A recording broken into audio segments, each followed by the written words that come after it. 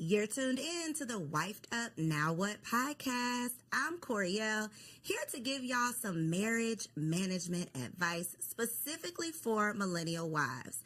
Now, before I introduce my guest, let's just address the elephant in the room. I know that when you saw me pop up on the screen, the first thing you were thinking was, where's TK? Don't worry, TK is going to be here at the end of the episode, okay? So if you are here for our girl TK, stick around. She'll definitely be here for that wifey keeps it spicy, okay? Today's guests are two amazing wives who have some stories to share. Y'all know that we're all about learning the real behind these relationships because it is so easy to get caught up in the fantasy and this fairy tale idea of finding a husband and living happily ever after. And although you might be happy, the ever after part is probably not going to happen.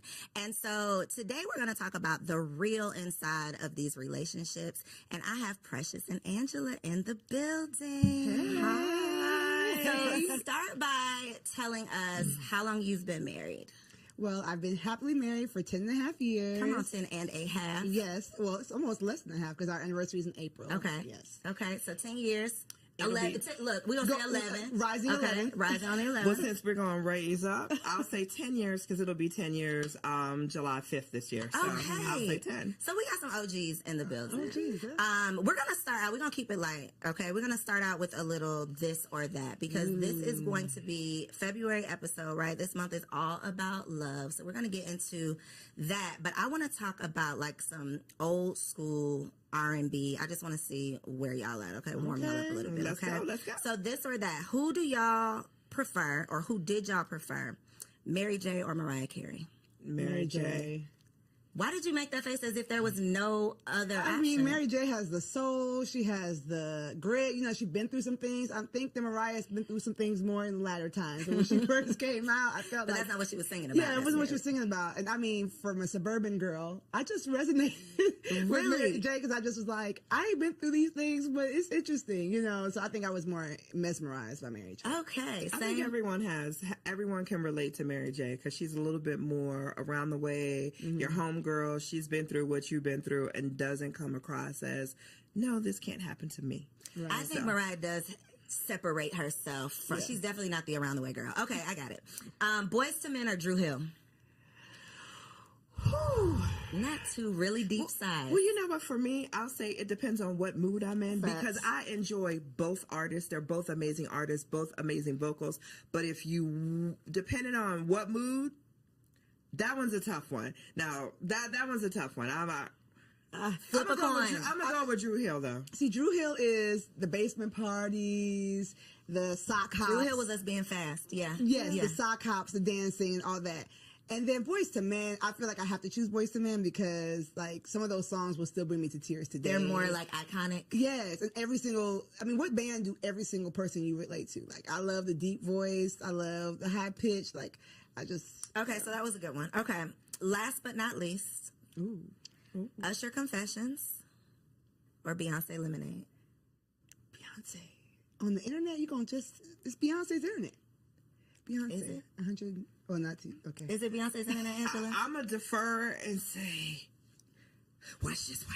These are my confessions. Listen, I haven't been to the concert, so maybe. And see, that was a Tiny Desk one. I'm going to go ahead and say Usher. I am definitely in agreement with Usher. Yeah. I think that the album, now I put the album specifically because I think that it would have been hands down like Beyonce, but the Confessions album was so iconic. Priceless. Yeah, it's just like, how can you compete with that? I don't want to revoke my card because I just never really was like. I'm not saying it's anything against You're not it. familiar with it? I'm familiar, but I wasn't like one of those people that was playing it on repeat. Okay. Like I don't know what era of my life every minute of Yes, every song. I don't know what era of my life I was in then, but College, freshman year. Yeah, Look, I know what you was doing. freshman year of college. It was no. It's a no for you. Okay, Beyonce Lemonade. Okay. So just a little fun to warm y'all up. Now we're going to get into some reactions. It's a lot of craziness going on these internet streets, right? But one of the perspectives that we don't often hear is the wife's perspective. We are always talking about relationships with single people, which is cool. But I believe there's just a wisdom that comes with being a wife. And so I would love to get y'all's opinion on just one little crazy clip on this internet, okay? So the premise, there's a group of men, and they all have a balloon. A woman comes up, she introduces herself, talks a little bit, and the men pop a balloon if they're not interested in her. See. And then once the balloon pops, they ask the man, why are you not interested? Like, what was it about her? So this particular young lady, whatever she presented was obviously tied into this emotional baggage that she was still holding on to. Even based on that little clip, you could see how defensive she got with, you just into therapy, I'm good. People, we all need therapy. Amen. Let's say that. We do. But the part that stood out to me was, I don't care how you look. I can afford you. I got the money. But emotionally, I'm not dealing with that. Right. And I think so many women, so many single women, so many beautiful or successful single women these days think that their beauty or success is enough.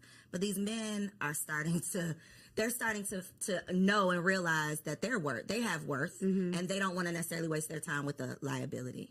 So the wives' take on that clip, what do y'all think? You know what's funny? Something stood out to me differently. When he said, I can afford you financially, but not emotionally, I was turned off by that because you don't know, like that to me sounds more like transactional. I do believe that relationships require being willing to grow with someone, being able to have a conversation with someone, being able to tell her, find out more about her than, are you in therapy? Where are you at in your healing journey? Who hurt you might be the better question. And instead of just transaction being like, by the looks of it, I could afford you, but not emotionally, doesn't speak much to what he has to offer emotionally either. It seems like a little bit, I want you in a wrapped up package and ready to go. And I don't believe that sustainable marriages happen when people are, I'm 100%, everything is perfect, and just be able to afford my lifestyle. So that's what rang out to me. But yeah, you're right. We do need to realize that beauty is fleeting, as the good word says, right? So you can't just go with what your hair, nails, and your body.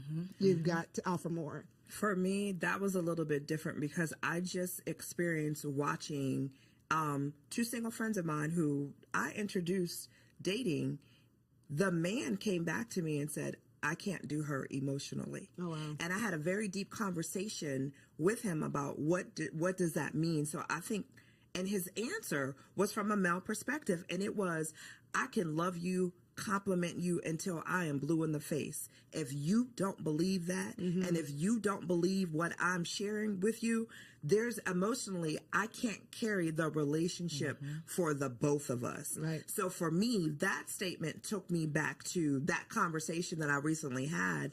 And I think that was a strong statement. That was a real statement, because individuals, regardless if it's the man or the woman, if you're coming to a relationship broken, Right. it's not going to be a healthy relationship. So we need to do the inner work to heal and present our best selves as opposed to presenting our broken selves. And we're all broken in some way, shape, or form. So let me say that. But it's just a matter of how we present that brokenness. Right. And when my friend said that to me, beautiful woman, he said, emotionally, I can't support the relationship emotionally enough for the both of us. And that to was make strong. it worthwhile. Like, it's not worth what it's going to take for me to just manage and maintain for this to be worth it. And I've definitely had a similar conversation with a man who was dating a woman who I just thought was like it. Right. Beautiful, had it all together, seems to just have the, just seemingly the best personality, has her own money, just all of the things. You know those women that you see and you're like, why is she single? Yep. And that was literally what he said. He was talking to, and it wasn't necessarily she had emotional baggage. It was more so I don't want to say she couldn't be corrected, but she was never wrong.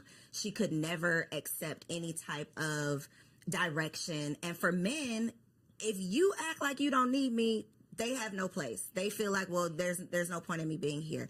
And I chose that clip specifically because I think that it speaks to what women say that they want. I just want a man with money. And what we think men want, which is just a pretty face. So part of what you didn't see was her explaining, what she wanted in a man was he had to have X number of dollars. He had to be at this certain position in life. And this man who's a doctor who is in that position was saying, well, I got it. I can do all that, but I don't want to deal with that. I see. The issue is I've been out of this dating pool so long. It's been 12 and a half years at this point. And I go to a gym where there's a lot of young ladies and we talk and, I'm always mesmerized by it. But it's so forward that it's so much criteria dropping, right? It's so much judging and pretentiousness. Like, it's not enough. Let me get to know you. And even the game is hilarious to me because it's just like, why do we as millennials want to label everything, quantify everything, get straight to the point, per se, right? And we think that we're doing ourselves a favor, but really we're losing that nuance, that je ne sais quoi of getting to know someone, getting to experience that person. And, for her, I feel bad because she's probably put that air up because she's been in this pool of men or whatever and feels like she needs to give her criteria based on being hurt or whatever. Therapy. As a counselor, I would, she needs therapy. But it's hard for me. I'm trying to stay out of that pool, and I'm praying for everyone in it. That part. I think, though, the defensiveness is definitely a turnoff. Yeah. Anybody who does not need therapy would not start the sentence off with, I think you just into that. You clearly are proving his point with that response. So I think it's just an opportunity to check ourselves, get more aware, and know what the other, whoever you want to date, I'm just going to say the opposite sex, know what they actually want. Yeah. Because we can't say we want to be in a marriage with a man and then a man tells us what he desires and we like, but no, I'm not doing that. Go, get somebody else to do it. And it's like, but then you get what you get. Yeah, what do you really want? Okay, so that was good. So one of the things that I have personally just gotten into, y'all, I just launched a blog, okay, everybodylied.com, and it's the premise of we've been lied to. We've been lied to our whole lives about so many things. For the sake of this conversation, though, we're going to focus on the marriage lies, okay? One of the things that I realized as someone who has always wanted to be a wife, this is something that I've prayed for, I thought I prepared for it, all of the things, and I got into it and still didn't know what the hell I was doing. And I'm a happy wife. To your point, happily married, right? A happy wife. I love my husband, and it's still very hard. Yeah. And so I know that I'm not alone in that. And I know so many women get into these marriages, become a wife, take on this role, and then it's not necessarily what they thought it was going to be, or they don't know how to manage or maintain. So first question for you two, what was the biggest reality check once you became a wife? Well, for me, similar. My parents are still married. I did not model my marriage after my parents, however, but I'm from Ghana, West Africa. And so my biggest reality check was that you really make the marriage you want. It doesn't have to come. It's not like I get married and I enter this thing and it's just going to be ready made. No, you've got to make the marriage you want. You've got to create the boundaries you want. A piece of advice that my wonderful mom told me is that don't start nothing you don't want to keep doing. And it is true, the boundaries. Oh, give an example, Precious. Okay, so when I was young and married, before we had, my husband was a single dad, so I have the bonus family structure. He would wake up really, really early to go to work. And I'm like, I'm going to wake up and make him breakfast. Woo. So 5 a.m., I woke up every morning and made him breakfast for work and helped him get his lunch together. So we conceived our first child after the first year. Baby comes, and I'm like, I'm not getting up to make it. I might put your snacks out the night before. But my mom, when she heard I was doing it, she's like, I don't know if you want to do that for 30 years, and it's basically don't false advertise. So when we changed that system, I had to talk to him and say, I think I was ambitious.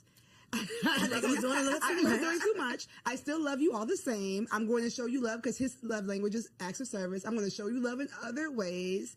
Now that I'm thinking about that, I need to start going back to some of those things. But you make the marriage you want. And if you're open and do premarital counseling and do all the things about communicating, you have to communicate when that marriage that you built is not looking, the math isn't mathing. It's not looking the way you want. It's not just I walk into marriage and marriage happens to me. You've got to work. Not starting something that's not sustainable because baby.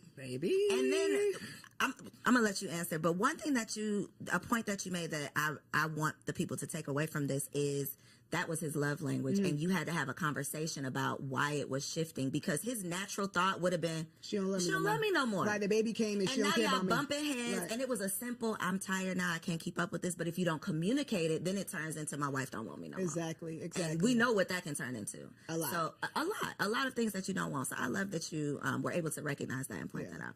That's what she kind of took not two, but they're important because they translate from marriage to marriage. Communication is key, and learning your spouse's love language. Like, I didn't know anything about love languages prior to getting married. I love you, I love you, you love me. Okay, let's go together. Let's check that box and we go together. We boyfriend, girlfriend. However, when you're married and when you truly want to be able to communicate, when I sit down with my husband, I look at my husband. If I want to have an uncomfortable conversation, I always ask him, can I talk to my friend? I don't want to talk to my husband. I want to talk to my friend, because my husband is truly my best friend. And I talk to him. Sometimes I catch myself, and girl, stop it. He be like, I'm not your girlfriend. Like, stop it. So stop. I know I'm not, but I'm so comfortable. And we after, we've been married for 10, together for 12. I've been able to figure out how to communicate with him, not to him, but with him. We communicate amongst each other. And I think, in the beginning, because I was single for so long, he's like, why do you talk at me? And when he said that, I had to take a step back and really understand what he meant by that. So now it's like, hey, can I talk to my friend? So listen, I got the situation with my husband, and I'll explain whatever the situation is bothering me. How do you propose we fix it? And then he'll giggle, and he's like, so should I answer as your friend or your husband? So it's just finding relatable ways that's not going to make someone defensive, that's not going to make somebody automatically shut down and not listen, but finding creative ways to communicate. So I'm going to go back to, I love when we first started dating. Like, so let's talk how we talked when we were dating before we got married. And then I had to understand, what is your love language, and incorporate his love language into our communication to keep things easy. So again, it's just that communication and knowing how you want to be treated and how your spouse wants to be treated. And that is, and making your marriage your own to what Precious said. Like, no one has a blueprint, and you want your marriage. You want to enjoy your marriage. You want to be able to say, hey, I love it here. Yep. That should be it. I love it here. Yep. One thing that you said that I think is a big challenge, and it goes back to the clip with the you need therapy, the emotional immaturity, whatever, is I have to say it in a way that he doesn't get defensive. I want to flip that, though, because me and my husband have had some conversations, and I'm on the defense immediately. And it's part of me recognizing things you need to, areas you need to grow in, things you need to work on. I am very non-confrontational, so I don't want to have those tough conversations. But baby, in this marriage, it is not what you want to do. It's what needs to be done. And so for a woman who's not willing to mature or grow or evolve or go to therapy or work on herself, marriage is not going to work. It is not going to last. She need to stay single. You have to stay single. I put up on threads, if you can never be wrong, you should never get married. Like, if nobody can check you, that's the point of marriage. What honestly. are you doing? Like, marriage is your mirror. Marriage is motherhood too, if we're going to get to that. But marriage and motherhood are your mirror. Okay, alliteration. You're going to see yourself in the way you never saw yourself while single. Like, if you see yourself, it's going to be uncomfortable. It's going to be so uncomfortable. If you see yourself in your own eyes all the time, then, I would say get some really deep relationships, even with the opposite sex, even with your own gender, before you get married. Get people in your life that are going to challenge you. Iron sharpens iron, right? They are going to challenge you and show you where you're fleeting. I know nowadays roommates aren't popular. Like I said, this is a new thing for me, but I am a proponent of maybe having a roommate. It depends on your age. Somebody that's just going to show you, like, you do this and it's weird. Like, stop doing that. And if the first person who has a hard conversation like that is your husband, then he's going to be the enemy. Yep. Then it's you and it's not me, because nobody else has ever told me this. But you've never allowed anybody that close to you. And you need therapy before you get married. Okay, I know they say premarital counseling, but you need your own session so that you can work through your stuff before you bring that baggage into a marriage. How has your communication had to change within your marriage? Because you said you've evolved into, I know how to approach the conversation now. What did the unevolved Angela look like with these conversations? The unevolved Angela looked like I was that female because I got married late in life. And when I say late, I was 44. Yeah, I was 44, right? I was already set in my ways. So as individuals, when you, I was a single mom. So raising my son, for me, I was pretty much set in my ways. I knew how I wanted my day to look from start to finish, or how I would move throughout the day from start to finish. And having someone in your space and having to consider another human being, another individual, learning to listen before I speak, because he was like, you answered the question I didn't even ask you. Like, let me get the question out, because I was on the defense and wanted. He goes, listen. So for me, I had to listen to how he was saying. I made him feel like within the first year, he made a comment that said, hey, sometimes I feel uncomfortable talking to you because you're always on the defense, or I never get out what I want to say. Okay, note to self. So let me take a step back and let you fully. So now what I do is I'll sit and I'll listen. I'll wait. I'm like, are you finished? And it's not that I'm listening to respond. I'm truly listening to hear what he's saying, to have the best response, knowing at the end of the day, it's me and you. Like this isn't a competition. We're here to grow and evolve each other. So if you're telling me that I make you feel a certain way when you're talking to me, let me just listen first before I go to respond. And then that way you can feel comfortable with saying whatever it is that you want to say to me without me coming back at you. Well, you didn't do right. And it's not about me. It was his opportunity of telling me how I make him feel. So I don't respond back with, well, you do XYZ to me, or you do. It's about you. This is your moment. So you need me to change these 3 things? I got you. No problem. Partner, I got you. What about you, Precious? I was thinking, I'm really thinking hard about this question. My husband's the easiest part of not being married. Honestly, like the guy, his enemies don't like me.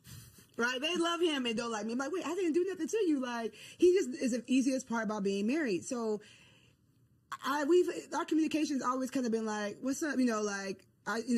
Very chill. I think the nonverbal communication is something that I've had to work on more. What's that look like? Your face talking for you? Maybe just like, my love language is physical touch, which is not a lot of women's love language. So if I'm irritated, I'm like, you don't really gotta touch me like that right now, right? But so working on that, and then also we talked about evolution, right? So Co knows this. I lost 75 pounds before I got married, and I've gone through weight loss after having all of my kids and all that kind of stuff. Right? Yes. So having 3 kids, having a weight loss journey, and now I help moms do the same thing, but I've had to learn my body. So my nonverbal communication has changed, right? The things that I like have changed. So I've had to communicate with him physically different, and he had to learn me more so differently as I have gotten older. Now I feel like I have the body I wanted when I was 20 something, you know what I'm saying, in my 30s. So our physical communication has changed and evolved, and he's thankfully saw me on my journey when we met. And so he likes me heavy. He likes me slim thick. And so it works, but we had to kind of figure out like, oh, okay, you can do that now. Okay. Like, okay. So our physical communication, has had to evolve. Okay. Reading between those lines. Exactly. I want to talk about those times you want to kill him though. Okay. Because 2 o'clock. Look, 3 o'clock now. I really love my husband down. And there are, love his dirty draws. But there are days when it's like, I'm going to kill this nigga. Yeah. Can I do this for the rest of eternity? Right. I have honestly had those thoughts. And I'm sure he has as well. I think it's just kind of what comes along with it. But that is not the expectation with the happily ever after that we're signing up for. Right. So in those moments when he is your best friend, he's the easiest part of marriage, but it ain't easy. What do you say to yourself in those moments? What is your outlet? How do you calm yourself down? What do you tell yourself to put yourself in check? Like, what do you do in those moments? Yeah, so I said my husband's the easiest part of marriage because his personality, like just who he is like, wow, I don't think my personality can match with anybody else on the planet, right? But marriage is more than just you and that person. Marriage is you and that person, their child, if you have a blended family, or their parents, the way they relate to their families. With however toxic their families are, that's something you need to evaluate before you get married. Like, all those things matter. And so, the days where I'm just like, I don't like how you handle that, or stick up for yourself, or go for more, or, you're so talented in this, I want you to, where you're like wanting to coach your own spouse and you have to let them be their own person. I have to really decide that, like, am I? Personal development and becoming a better you is always going to make a better we. And so I think that a lot of times, especially wives, we have that vision. We can see where we can go. And sometimes our husbands are like, I want to watch football. Like, or I don't need to I'm do good. this. Yeah, I'm good. Like, we're good right here, or whatever. And even if you have a super ambitious husband, some of the things that we see vision for, they don't see it. And so I say to myself, I say to my clients, like, focus on you. Focus on go to the gym, get a hobby, cope with your friends. Some of the things that we are getting frustrated with our husbands are because our friends are supposed to hold that role, not our husband. And so I've had to learn. A word right there. Listen, like, sometimes you're just putting too much weight on that relationship and it cannot stand the weight. And so spiritually, I tap in with God, like, maybe, Lord, am I using him as an idol? I need to spend more time with you. Physically, I'm trying to be up all under him, and I need to go find a friend. I might be having some anxiety. Let me go get a workout in. Let me go get a walk in, like, build me up physically, spiritually, emotionally, so that it takes off some of that pressure off the relationship. That's good. Yeah. Ooh, I like that one. When I get to the place where I just, with my husband, I honestly, I take a step back and I say, is it really detrimental to the marriage? If it's not, I let it go.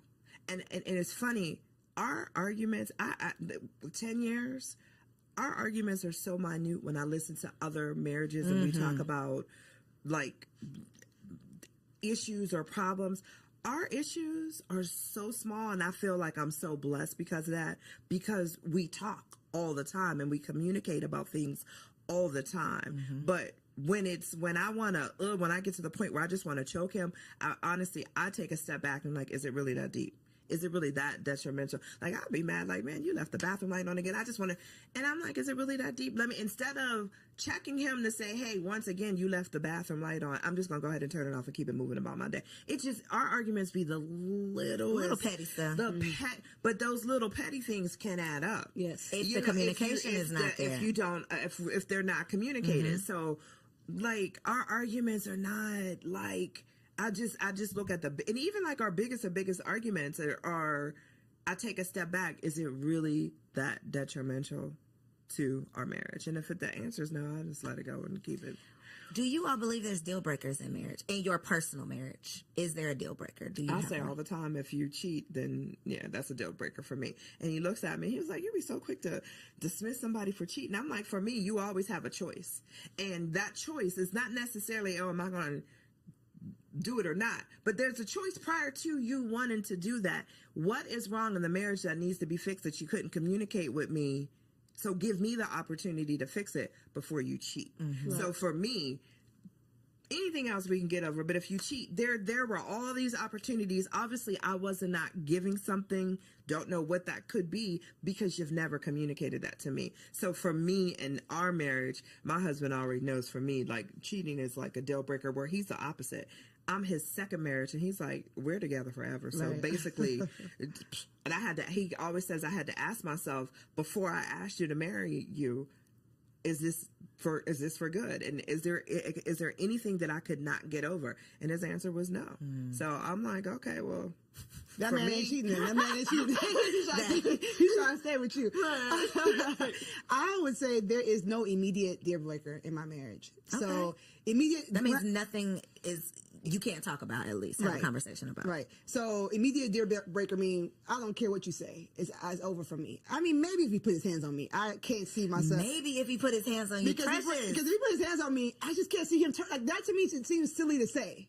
You know what I'm Like, saying? there's no chance this it's like when we were dating, I used to say, if it was a burning fire and me, your mom, and your daughter were in the room, who would you get first? He's like, I'm not answering that. That's silly. I'm going to find a way for all of y'all to live. Yeah. That's not happening. Why are we all in this house in this fire, right? So that to me is like, when would he become, just randomly after all this time become that kind of person? So yes, I would not be with someone who would put their hands on me, but I don't have a immediate deal breaker. That is great and scary. It is very scary. And I mean, I feel like I can say that now, right? So, I'm never going to be like on this internet, like, oh yeah, everything is perfect over here. No, I mean, we were both working class. We met. We still out here working through this pandemic, through this economy like everybody else. So I won't say that we're perfect and it's not something that the enemy could use to break us. But the way we look at marriage is like, this is our way to show people that Jesus is real. Like, this is our way to show people that, like, he didn't die for nothing. So for me, I would just pray that, like, whatever came our way, we would look at it as an attack and we would fight it together. Now, if we didn't make it, then we fought. You see what I'm saying? So that's why I say it's no immediate break. It's not to be like, oh, I love my husband and never divorcing him, but more so like, we represent more than just me and him being happy. I love that. It's bigger than just y'all are building something bigger. Yeah. When it comes to losing yourself in your marriage, I think this is definitely a woman problem. And I think it comes down to what you said, Precious, of a lot of women, when we find this man of our dreams, I would just speak for myself, not a lot of women, me. Even when I was dating, I was an all-in type of person. If I am in it, I am in it. I am number one girlfriend. I am all of the things. So now that I have this husband, I am all the way in it. And becoming a mother made me realize, okay, girl, wait a minute. Who are you outside of being a wife and being a mother? Because if that gets lost in the sauce, then I'm literally drowning under just these responsibilities. And so y'all being in the game 10 plus years, how have you managed to maintain your identity outside of being a wife? Especially when you have multiple businesses, lots of things going on. You have desires to be more than just a wife, but this is obviously a big responsibility. Go ahead. Go. Okay. I think as a woman, you have to create and carve out that time for yourself. Yes. Period. Hands down. You need your girlfriend time. You need your alone time. You need your self-care time. As long as you are always making time for yourself, whether it's perfecting your craft, like Precious said, picking up a hobby, you have to 1,000%, just as much as being a wife, being a mom, we're all of that. Those are important. So is being myself.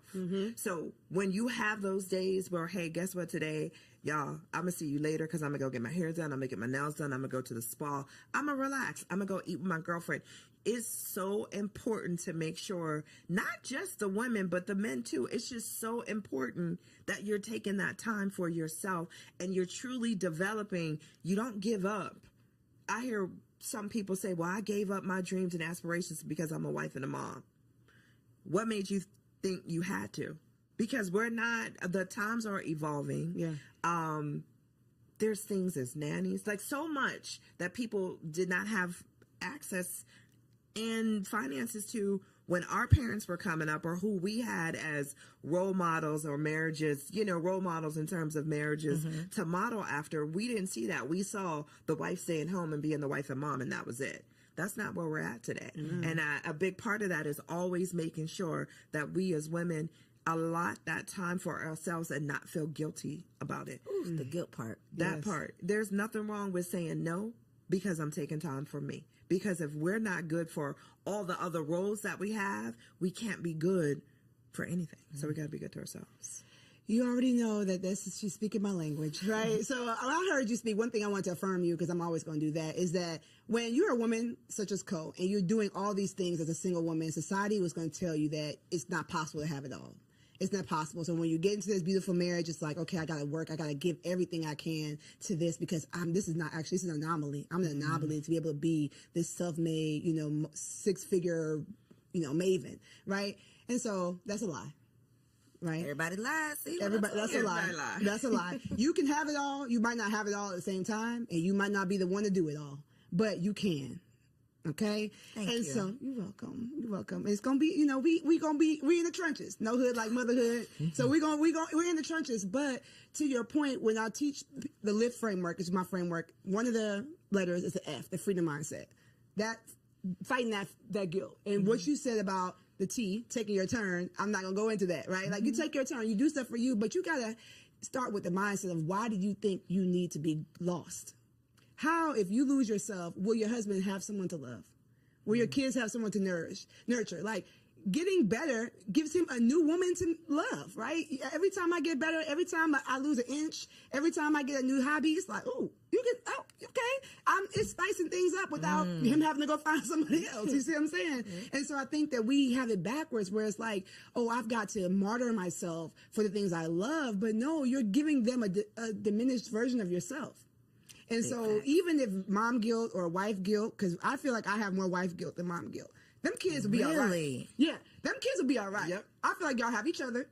I birthed all y'all so y'all can have each other, go on and play, right? But sometimes I'm like, oh, I'm at this thing, I could spend more time with my husband, or I'll bring him something home to eat. Like, I have more wife guilt than mom guilt, but I have to remind myself that, like, the things that I'm doing to make myself better, make me happier, make me more understanding, make me more energetic. You know what I'm saying? Like, go to the gym, sis.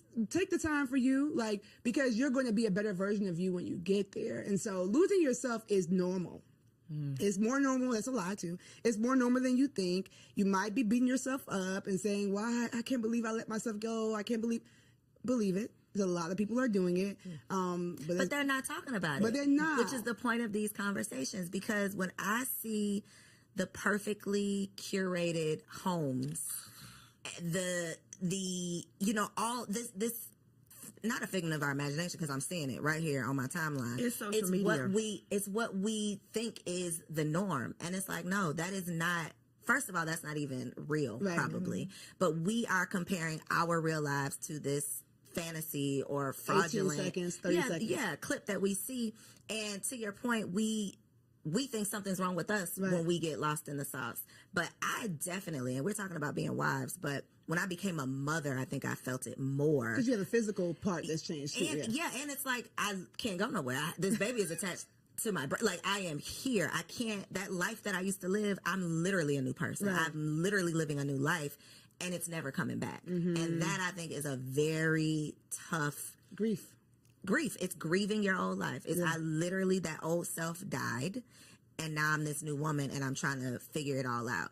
And so conversations like this are so important so that we can normalize the struggle. Like, this, it's not happily ever after. It can be happy, but ever after to me means forever and ever and ever. You're just gonna be happy, and that's not the case. Exactly. I think to Precious's point, she made a statement earlier in regards to when you become a new mom, your friend circle's going to change. Yeah. You want to surround yourself around individuals who are walking the same path you are. You're a new mom, and I'm not saying you're a new mom today, but as a new mom, you're not hanging with the girls that always want to go to the club, because that's not you anymore. So as you develop as a woman and as we evolve as women, our circles change. Our circle of influence change. I wouldn't ask a single girlfriend who knows nothing about being a parent to watch my child for me. But guess what? I'm gonna have a whole nother set of girlfriends who are parents, who understand the struggles of being a mom and being a parent and having someone attached to you, or always having to be mindful of another individual. So we just need to, instead of not having the conversations, and I'm so thankful that you have this platform for individuals, for women to know, it's all a lie. Like, you evolve and grow, and as you grow, your circle's going to grow, and as a woman, we're going to grow, and that's the evolution part of that. Yeah, but even to that point, I feel like some of those single friends are just real important too. Those are the TTs, right? I think the village has evolved. It's not going to always be the grandmas, because some of these new grandmas, these grandmas is out in the streets. These new grandmas are out in the streets, right? So I agree with her saying, like, get those sisters that can, that's why I created my brand. That's why I created what I do, because we need to have a tribe, right? But then don't forget about some of the people who might not be in the same zone, because they're going to be the ones to take the kids to do the fun things you don't feel like doing. So what about friends for your marriage? Because that is another, like, revelation. I done had so many revelations. That is one of them, of, like, it takes a village to raise a kid, but I think it takes a village to have a healthy, happy marriage as well. True. Absolutely. Especially in terms of not necessarily like leaving your single friends in the dust, but I do believe there is a value and a benefit to having other married couple friends. Absolutely. Because when you come across some of this craziness, I gotta have somebody who I can relate to. True. So what has been the value, or have y'all seen any value or benefit of having those like marriage friends, or do you? Absolutely. We always joke, if I like the wife and he likes the husband, we go together. Like, that's it. Like, once you find that, that is gold. And then, unfortunately, we've had some times where he loves the husband. Like, I'm like, sorry, y'all got to break up. Y'all got to break up because I'm not coming. I'm not coming. I can't do it. Thankfully, I'm an extrovert, so I'll bear with them once a quarter. But it ain't going to be no regular. It's not going to be. So, yes, I find it very important. We're members of a church. We were in ministry for a long time. So, a lot of that was ready-made for us. So you had a built-in. We had a built-in community now when we changed churches, and it was like hard. We were like in the first place, like, well, you got to make new friends at this age. But yes, I do find it very important, especially for husbands. I know that we're talking to wives, but like, I think that women talk about their marriage more than men talk about their marriages. For sure. And so I know that I can say my husband's so amazing because he can see like what his married friends are talking about. Like they kind of can see like, he's like, dang, Precious is boisterous, but she ain't like that. They be making me look good. I'm like, Lord, thank you, girl. You keep cutting up. Yeah, keep cutting up over there. Right. So, I think it's very important. And for women too, like you just see something that like, oh, I'm glad. My man, you got to deal with that. Yeah, like we got to, we all right, you know what I'm saying? Like we might not be in a mansion, but he be at home. So, I think it's important. I think 1,000% important. I have an equal balance of both single friends and married friends, but for us, we enjoy hanging out with our married friends more because it's just more conversation that I relate to, and it's just, and for both of us, and it's just super important because I think healthy marriages feed healthy marriages, and you also want to have a safe spot where if there's an issue within your marriage and you're looking for advice from other married couples, then it's good, not necessarily advice. Let's say that, because I always tell people be cautious of who you take advice from. But just hearing that you're not the only couple that has gone through or will go through what it is that you're going through. So okay. You like put a pin my in notes. Because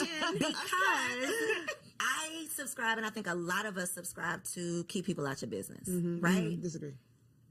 So this is where I'm going, because that is not necessarily the healthiest mindset or way of being if you truly do need an outlet. You truly do need a sounding board. So where do you draw the line? It's very gray of, I don't want y'all in my marital business, but I do need a friend. I do need support. I do need some advice or some help or whatever, and I don't want to be over here alone, because that's how I ended up, staying in an abusive relationship for too long. I wasn't talking to my friends. I wasn't telling anybody my business. I was trying to keep it all to myself. So God forbid anyone finds themselves in a situation like that and don't want to share, because we've been preaching, keep people out your business. Right. So what's your stance on that? I talk.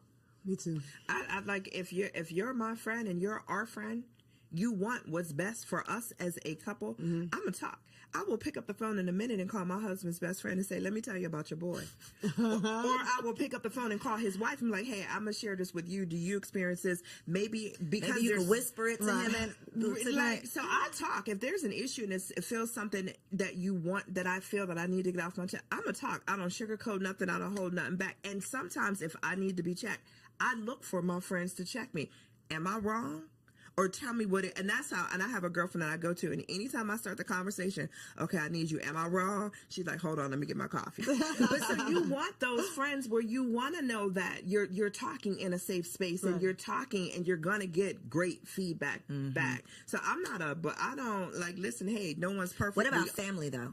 No. Is it only friends? Except for my sister. My best friend my sister's my best friend. So, but even with her, some things I feel like if it's going to change the level of advice she gives me in the future, I don't tell her. Explain that. So like sometimes there's something that you might be going through that's a recurring thing, right? And you feel like if I say this recurring thing to this person, it might shift the way they advise me moving forward. So I need somebody who's really clearly, like me and her are 13 months apart. Like if my drawers are dirty, she's like, girl, but that's, it's just a stain. You know what I'm saying? Right. So like, she'll tell me I'm wrong. Don't get me wrong. But some things it's like, okay, I'm I don't need to I'm hear done that with right this now. recurring thing Yeah. that you know. So I think for me, I do talk. As you can see, I do talk, but we've already used wisdom in the circle. Like it's only, but he knows the 3 people I'm told. It's not gonna be this random friend I met at work and is like we're best Now friends. she in your business. Yeah, no, it's like he knows, and then he gonna know if that her husband texts him. It's like, oh dang, she didn't told. What's the talk? Right? Like, and the same thing. I'd be like, I don't know what's going on the phone upstairs, but they're talking longer than normal. Are you okay? You know, to my friend. So it's just like, you can't come stay here, so let's talk because what's going on with Because y'all? y'all have to work that out. Yeah, y'all gotta work that out. So we have a standard on the people that we trust, and then I have working and continue to work on that. I speak of him the way I would want him to hear me speak of him. So if I'm telling somebody something, if I haven't talked to him about it yet, I want, if he overheard me, it wouldn't be like, dang, like, so you just calling me low down and no good. Like, you know, like I I respect my husband when he's there, when he's not. And I don't speak to people who are going to be like, yeah. That, you know, like speak negatively of him too. If somebody has that type of vibe towards marriage, like, you know, because you know, these husbands You are not the person. You are not the outlet. I can't. And I can be super close to that person, right? But if their view of marriage or based on where their marriage is, they're ready for you to like, yes, like finally, especially like I told y'all, my husband's liked by everybody. Yes, finally he done did something. Because you know, all these husbands don't do. No, don't be all these because then now I'm defensive. I came to you to complain about him, but now I'm like, but wait. No, but wait a minute. he is still perfect. Now this conversation has taken a time. Exactly. Now I got to defend my husband. I was coming here to get some advice or get some. I wanted you to be on my side, but not that much. You know what I'm saying? So you have to use wisdom. You have to be spirit led for me because, like I said, anybody can be used to attack your marriage. And so if you want to work it out, that's where I think the whole don't talk to people is. If you know you want to work it out or you know that there's something that might be somebody else might consider a deal breaker, go to the right person that's not going to come and be used to draw a wedge between you and your husband. I don't think it's family though. To your question in regards to family, and I say that because I'm very careful on what I let my family know about the marriage because I would not ever want someone to look at my husband differently because I gave you too much on a day that I was super emotional and I said, and you know, I would. So with the family, I'm very cautious on what I choose to tell or what I don't choose to tell. Friends are different. Family, because 9 times out of 10, my husband already told me we're not getting divorced. So I don't want to go paint this image of because I'm mad at you today. Now I'm gonna have my family mad at you because my family ride or die. They going.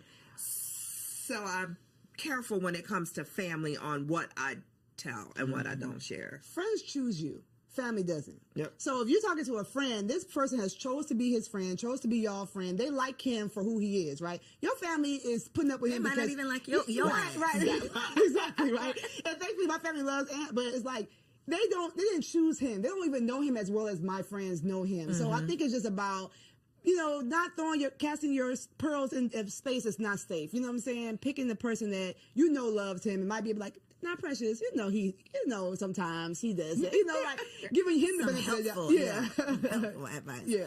Okay, so for our last segment, it's called Wifey for Lifey because the goal is to be wifey for lifey. This is all about marriage management, how we can maintain and sustain a healthy, happy, most of the time, marriage. Here we go. So one piece of advice in your 10 plus years in your relationship, what would be a piece of advice that you would offer to a woman in her first year of marriage? And you can look right there at that camera and tell the people.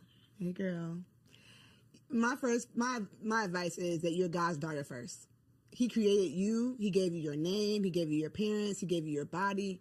He gave you so many gifts. So do not forget her, right? Continue to cultivate what you love. Continue to cultivate the friendships you love. Be willing to change and grow and evolve. And as you do that, communicate that.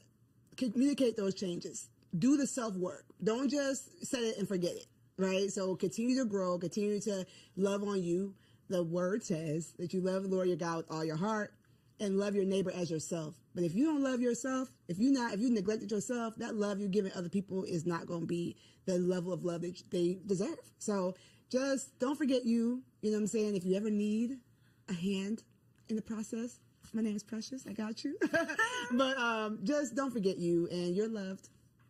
Thank you, Precious. What you got, Angela? For me, it's communication. I'm going to stand on it. I'm going to stand 10 toes down. Figure out the best way to communicate with your spouse. However, whether it's verbal, nonverbal, listening, communication is not just talking, it's also about listening. So if you, in your first year of marriage, if you and your spouse can truly, truly, truly connect on how to communicate with each other, you're going to go a long way. That has been a common conversation here. We always talk about finances being the number one cause of divorce, but I would believe it's the lack of communication about finances that is the number one cause, and the resentment that comes from not communicating. Yep.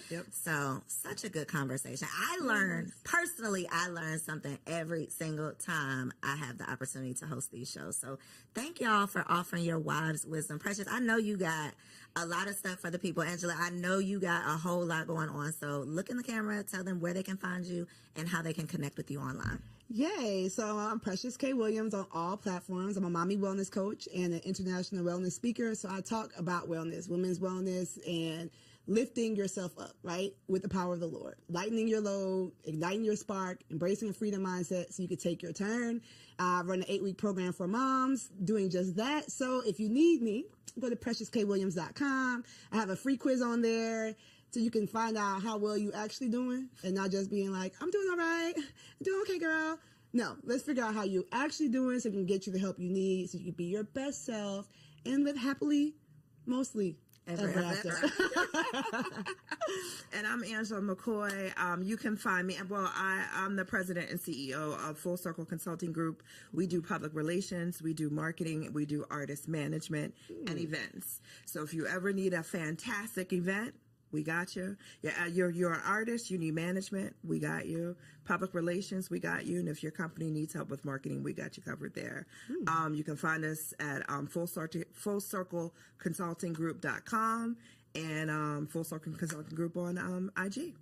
Two bossed up baddies that are still out here living healthy, happy wife life. Okay. So I hope y'all enjoyed the first part of today's episode. We are about to get into Wifey Keeps It Spicy. TK is the next face that you'll see. Catch you on the next episode.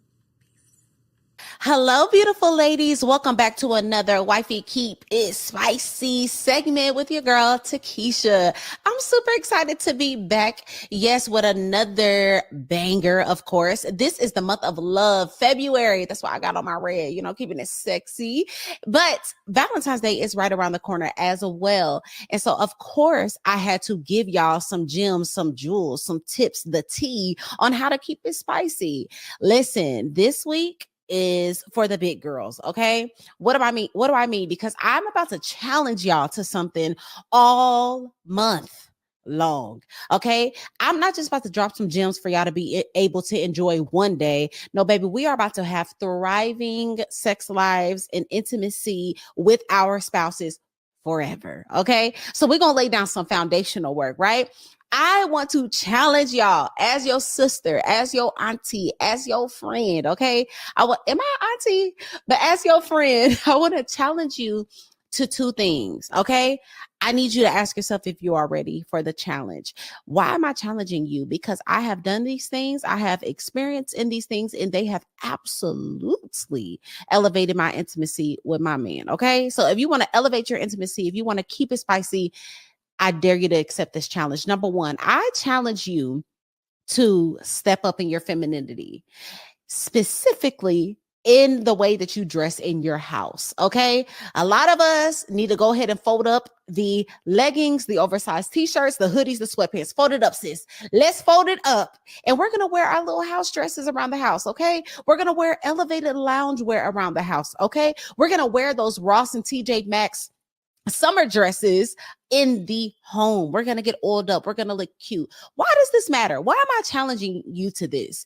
It's because when you feel feminine and you feel soft and you are taking care of yourself, you will be more prepared to be able to be intimate later on at night. A lot of us are complaining about being tired and being drained and being overworked.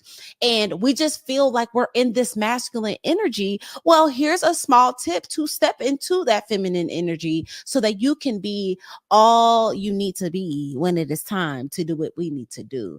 Wear those dresses around the house all month long. Step into your feminine essence, right?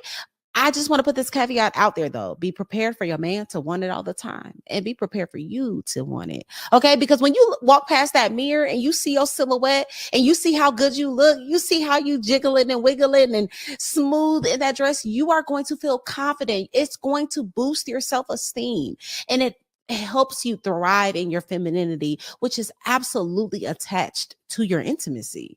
The second part of this challenge, and this is for the big girls. Are y'all ready? I want to give every single last one of y'all some homework. We are going to set our man down. We are going to set our husbands down. And this is exactly what we are going to ask. We're going to ask how we can be a better wife. We are going to ask for them to share with us all the areas that we could work on. We are going to ask for every aspect of our lives. How am I as a mother? How am I intimately? What is the things that you want from me? Talk to me, Big Daddy, right? And I know a lot of y'all like, girl, he the one that need to be elevating. He's the one that needs to be asking me these questions. But I just want to challenge y'all to take the lead.